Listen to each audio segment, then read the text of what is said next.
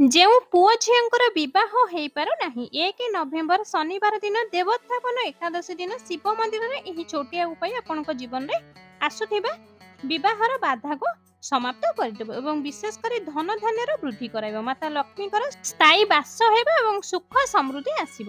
ଆପଣ ଏହି ଉପାୟ ପାଇଁ ଗୋଟିଏ ମାଟିର ଦୀପଟିଏ ନେବେ, ଗୋଟିଏ ବେଲପତ୍ର ନେବେ ଆଉ ଗୋଟିଏ ଚାମଚ ମହୁ ନେବେ। ଏହି ତିନୋଟି ସାମଗ୍ରୀକୁ ନେଇ ଦେବୋତ୍ଥାପନ ଏକାଦଶୀ ଦିନ ଶିବ ମନ୍ଦିରକୁ ଯିବେ। ତ ସବୁଠୁ ପ୍ରଥମେ ଦୀପକୁ ଜଳାଇ ଦେବେ, ତାପରେ ଶ୍ରୀ ଶିବାୟ ନମସ୍ତୁଭ୍ୟମ୍ ଏହି ମନ୍ତ୍ରକୁ 21 ଥର ଜପ କରିବେ। ତାପରେ ସେହି ବେଲପତ୍ରର 3ଟି ପତ୍ରରେ ହଳଦୀର ଲେପନ କରିଦେବେ, ତା ଉପରେ ମହୁ ଲେପନ କରିଦେବେ। ଆପଣଙ୍କର ବିବାହର କାମନା କରି ସେହି ବେଲପତ୍ରଟିକୁ ନେଇ ଶିବଲିଙ୍ଗ ଉପରେ ସମର୍ପଣ କରିଦେବେ। ବାସ୍ ଏତିକି କରନ୍ତୁ, ଦେଖିବେ ଆପଣଙ୍କର କିପରି ପରିବର୍ତ୍ତନ ଘଟିବ। ଆପଣଙ୍କ ଘର ଧନ ଧାନ୍ୟରେ ପରିପୂର୍ଣ୍ଣ ହେବ, ଆପଣଙ୍କର ବିବାହର ଯୋଗ ଜଲ୍ଦି ଫିଟିଯିବ। ଏହିଭଳି ଭିଡ଼ିଓ ଆଗକୁ